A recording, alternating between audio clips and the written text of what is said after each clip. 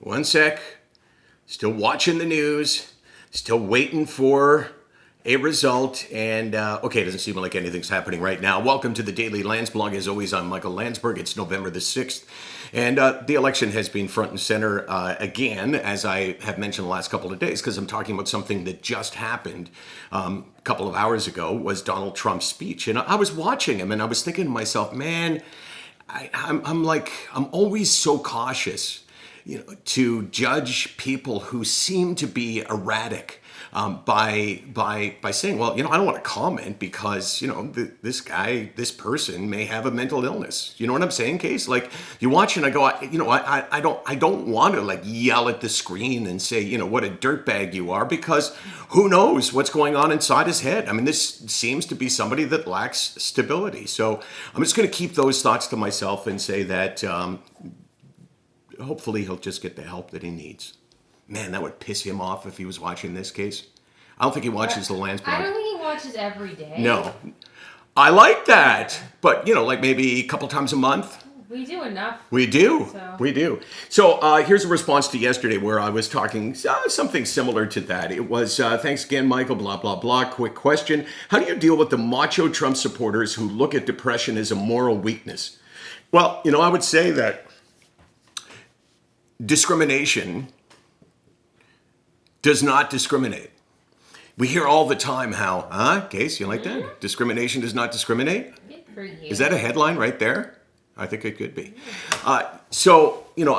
We hear all the time people say mental illness doesn't discriminate. And I'm applying this now to the stigma and the people that believe that somehow mental illness is different than physical illness.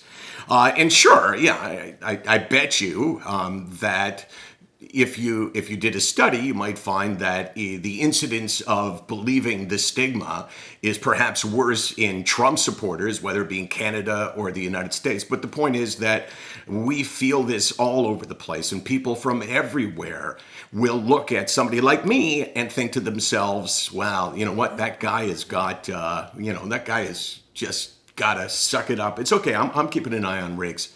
And, and appreciate the fact that he has things pretty good. So I don't think it's, particular for sure to Trump supporters. And I just believe that no matter where you go, I mean, you could, as I have done before, just go with me on this, Case. I've climbed some of the biggest mountains in the world, and I've been on the summit. I've never done K1, but I've done K2.